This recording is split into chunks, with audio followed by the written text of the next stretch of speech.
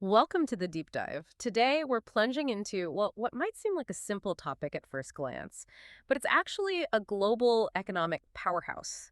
The fascinating world of the global cheese snacks market. Okay, let's unpack this. Our mission is to pull out the key insights, the surprising facts, and, the major trends shaping this massive industry. We're using the Global Cheese Snacks Market Outlook and Forecast Report from Cognitive Market Research as our guide. Before we really jump in, just take a second to think, what's your go-to cheese snack? Seriously, keep that in mind. It helps frame how big this all is. That's a great way to start because cheese snack itself, well, it covers a lot of ground, doesn't it? Now, the report defines them pretty broadly. Think ready to eat or easy to prepare products where cheese is either the main thing or a really significant ingredient. And you mentioned it. They come in, gosh, so many forms. Baked chips, those airy puffs, solid sticks, even frozen kinds, and, processed slices. Why are they so popular? Across all ages, too. It really boils down to like a powerful combination. Taste, obviously, some nutrition, and crucially, just sheer convenience. Taste, nutrition, convenience. Yeah, that combo makes perfect sense why they're such a hit, but Yeah. the scale here is what really grabbed me. This isn't just, a few bags of chips.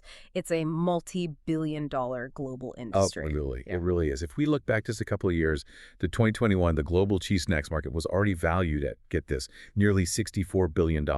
64 billion. Wow. Okay. Right. And here's where it gets really interesting, I think. That figure, roughly $64 billion in 2021, that's just the start. The report projects this market to surge past $80 billion by 2025. And then really get this, it's expected to almost double from that 2021 number, hitting nearly $128 billion by 2033. That's a compound annual growth rate, a CRGR, of almost 6%, nearly 6% over the forecast period. Just think about that. Doubling your market size in, what, just over a decade? Exactly. And that kind of, aggressive growth, it doesn't just happen. It's driven by several pretty powerful forces the report identifies. First off, there's a clear rise in demand for snacks that are high in protein, rich in calcium. Cheese naturally fits that bill perfectly. Right. Then there's the sort of enduring appeal of indulgent snacking. People just love a satisfying, flavorful treat. And that's true whether you're in, say, developed economies or emerging ones. This is happening alongside a wave of health-conscious product innovations, too. Manufacturers are getting smarter, finding ways to make these snacks not just tasty, but maybe perceived as a bit better for you. Okay, so this blend of health and indulgence, that's always a tricky balance for food products, isn't it? What else is pushing this growth so hard? Another really crucial driver is increased retail penetration. Basically, these snacks are just easier to find everywhere. Your local corner stores, supermarkets, vending machines makes them super accessible for grabbing on the go. Ah, accessibility. Key. Definitely. And, maybe not surprisingly, specific snacking trends among millennials are also playing a really significant role here. That generation often looks for convenient, portion-controlled, flavorful options, things that fit busy lifestyles. Cheese snacks, they hit all those marks. So it sounds like the cheese snack market is really thriving because it bridges that gap perfectly, between wanting something quick and maybe a bit healthy, that protein, calcium, and also our kind of fundamental need for a delicious treat, an indulgence. It's hitting all the right notes for today's consumers. Okay, let's zoom in a bit. Where is all this cheese snack money actually being made? Where are the biggest markets right now? Well, North America definitely holds a substantial piece of that pie. Back in 2021, the market there was around $19 billion, just over $19 billion. And it's projected to grow significantly, think over $36 billion by 2033.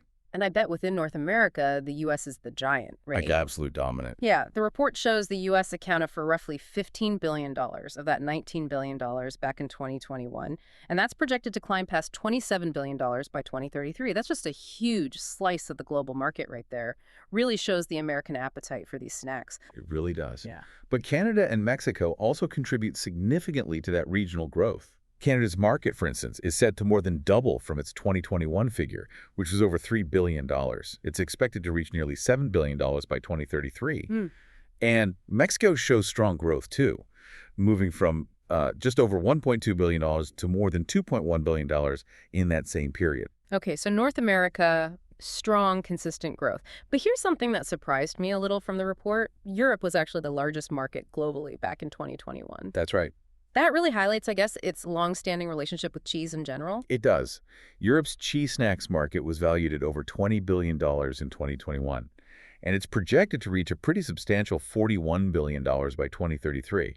So yeah, it indicates a really deeply ingrained consumer base that's also embracing these newer snack formats. And when you drill down into Europe, it seems like it's pretty broad-based growth, too. Countries like Germany, France, Italy, Russia, the UK, Spain, they're all showing really strong upward trends. Like, Germany's market is expected to almost double, from about $3.8 billion to over $7.5 billion by 2033. France, similarly, nearly $3 billion up to over $6 billion. It seems like a really widespread trend across the continent. Indeed, it is. And it's not just those major economies either. The report highlights pretty robust growth across the rest of Europe, too. Markets like Sweden, Denmark, Switzerland, they're all contributing to this. It really demonstrates how ubiquitous cheese snacking has become in the European diet. It's gone way beyond just the traditional cheese board. Right. Okay, so that brings us to Asia Pacific, a region that seems to be seeing incredibly rapid growth in this sector, maybe reflecting changing diets, rising incomes. Precisely, the Asia Pacific cheese snacks market. It was nearly $16 billion in 2021, and is projected for really aggressive expansion, expected to reach over $31 billion by 2033. This is definitely a region to watch closely. And the heavy hitters there seem to be China and Japan. Yes, the largest contributors. China is set to almost double its market, from nearly $5 billion in 21 to over $9 billion by 2033. And Japan also showing very strong growth, from over $3 billion to nearly $6 billion. Those are pretty significant jumps. Points to a major shift. Absolutely. And you know who else is really showing remarkable growth there? India. Yeah. India's market is projected to more than double, from roughly $2.5 billion in 2021 to over $6 billion by 2033. Wow. That signals massive future potential, doesn't it? Reflects, like you said, a rapidly expanding middle class, adopting new snacking habits at an incredible pace. And other notables in the region include South Korea, Australia, and Singapore, all projected for strong double-digit growth. So we've hit North America, Europe, Asia Pacific, pretty comprehensive coverage already. Let's quickly touch on South America, the Middle East, and Africa.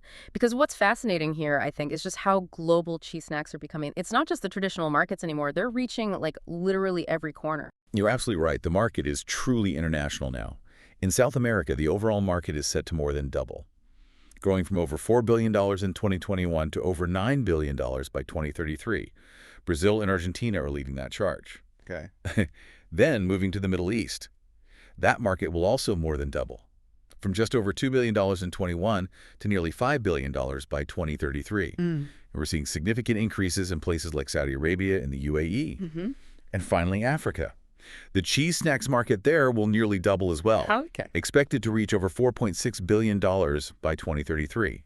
Nigeria and South Africa are the leading markets on the continent. It's remarkable how universally popular these snacks seem to have become. From the really established markets to rapidly emerging economies, the demand for cheese snacks is just solid, robust. So, okay, how do we tie all these, frankly, staggering figures and trends together? What's the big takeaway? Well, if we connect this to the bigger picture, right, this really widespread growth, it isn't just about cheese, per se. It kind of reinforces these broader shifts we see in consumer behavior. Yeah. People moving towards convenient, on-the-go, satisfying snack options that fit increasingly busy lifestyles. Right.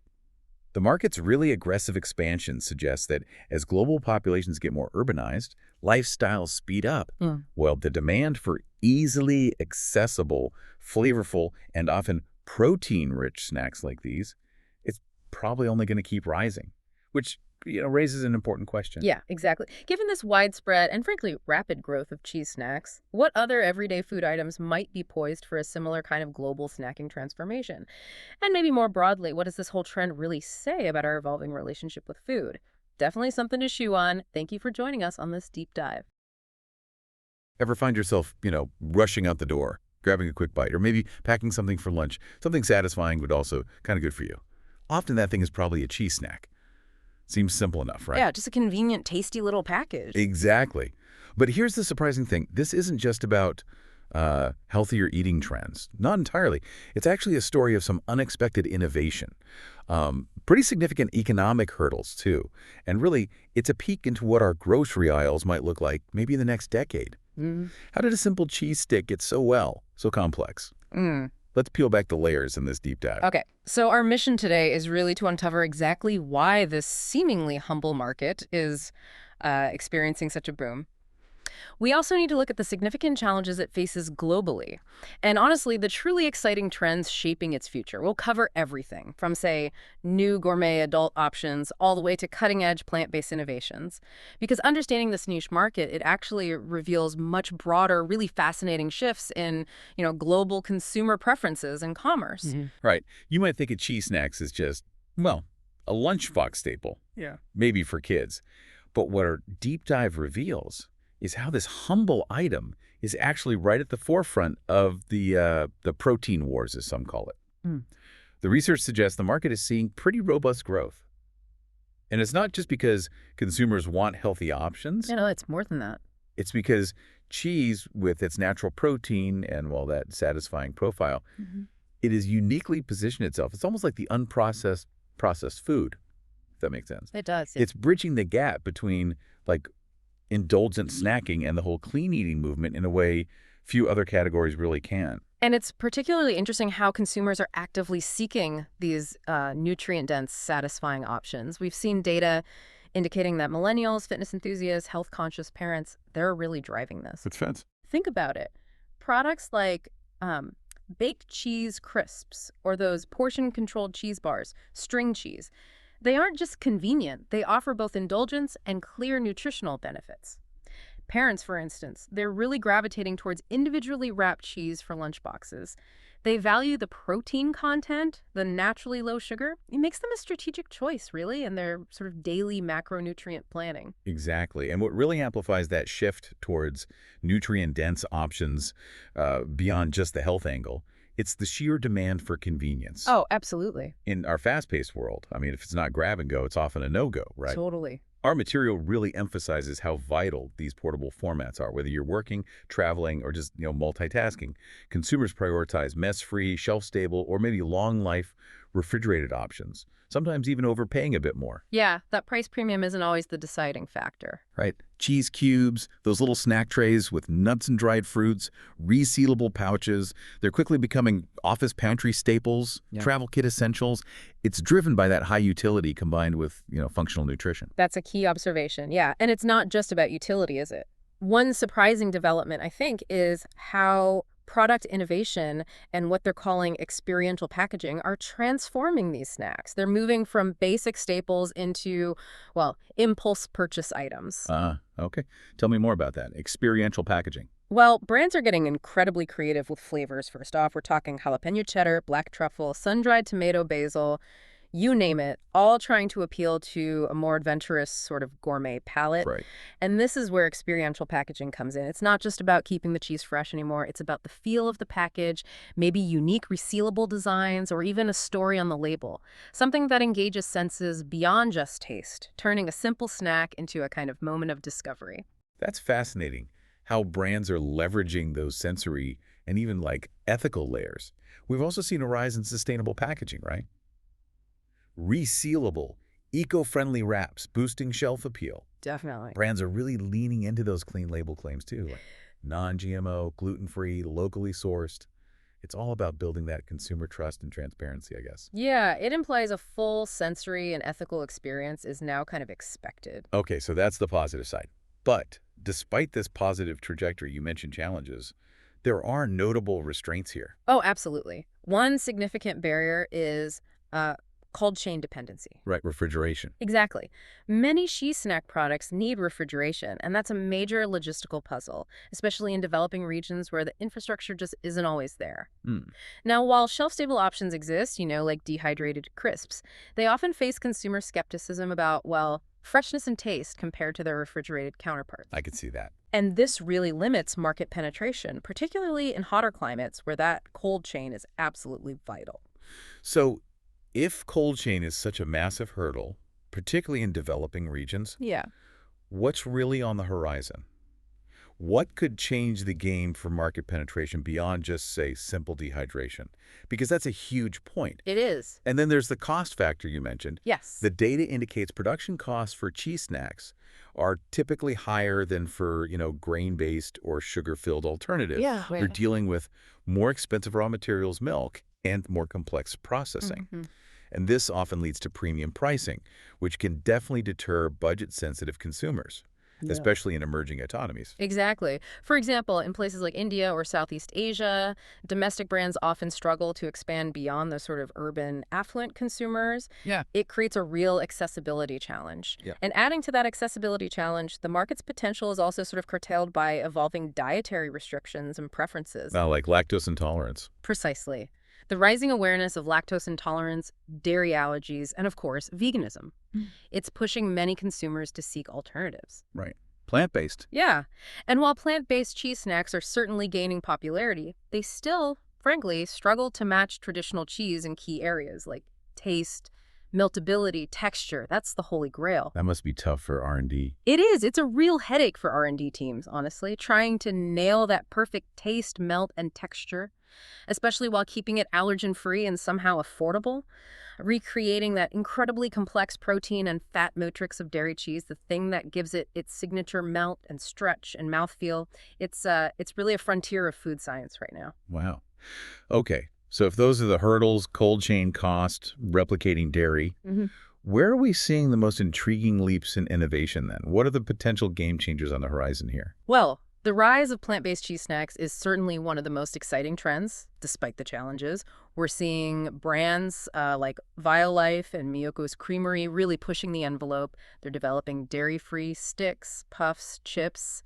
Blending innovation with those ethical considerations consumers are increasingly valuing. And where are they popping up mostly? They're increasingly showing up in health food aisles, especially in North America and parts of Western Europe. That's where the main traction is currently. Okay. And simultaneously, you mentioned something else. The premiumization of cheese snacks. That sounds interesting. It's creating entirely new market niches, you said. What exactly does that look like in practice for cheese? Well, it's really all about elevating the experience. Imagine aged cheeses, maybe artisanal blends, or even using heritage dairy sources, and positioning these as upscale indulgent snacks specifically for adults. Oh, okay. Not just for kids. Exactly. These are items frequently paired with, say, wine or craft beers, or featured on charcuterie boards. It's moving cheese beyond just a child-friendly lunchbox item into a kind of luxury adult snack. And that really aligns with consumers' desire for more sophisticated, more experiential food moments. Yeah. It's truly broadening the appeal beyond just pure convenience. Right. And of course, we can't forget digital transformation that's reshaping everything. It seems like it's crucially empowering even small artisanal cheese brands. Right, absolutely. Think about subscription snack boxes, maybe delivering curated cheese selections directly to your door, or direct-to-consumer models that can sometimes bypass the tricky cold chain issues of traditional retail, at least for certain products. Interesting. This allows niche players to tell their unique story, talk about the farm, the aging process. They can build communities, especially with Gen Z and millennial audiences who really prioritize provenance and authenticity. Okay, so bringing this all together. Well, when we connect this to the bigger picture, it just highlights how incredibly competitive and dynamic this market truly is. While you have major players like PepsiCo, General Mills, Kraft Heinz, Sargento, they dominate with their vast distribution and R&D budgets. The big names. Right. But regional challengers like Godrej, Agrovet in India, or Unis Max SA in Europe, they're carving out loyal customer bases too. They often do it with localized flavors and maybe a deeper understanding of regional dietary sensitivities. Innovation in production scalability, packaging design, flavor curation. These are really the key battlegrounds in this rapidly evolving sector. So what does this all mean for you listening? We've taken quite a journey, haven't we, through the cheese snack market, from its, well, pretty humble origins to what's now a highly innovative and really segmented industry. It's clear that consumer demands for health, convenience, and even luxury are driving these massive changes, redefining what a simple snack can actually be. Yeah, and if we connect this to the bigger picture, what's fascinating here is just how agile innovation needs to be, to meet such diverse global needs. The seemingly humble cheese snack market is actually, well, it's a microcosm of major shifts in food production, distribution, and even how we think about ethical consumption. And maybe something to think about as we wrap up. Consider this. Those challenges we talked about. Replicating the sensory qualities of traditional cheese in plant-based alternatives. That real struggle for taste, meltability, texture. How might that reflect broader innovation hurdles in other food categories? What does it mean for our future food choices? especially in a world with constantly evolving dietary needs and ethics. That's a great point. Maybe the next time you're in the snack aisle, just take a moment. See how many of these specific trends, the premium options, the plant-based ones, the packaging, how many you can spot right there in the real world.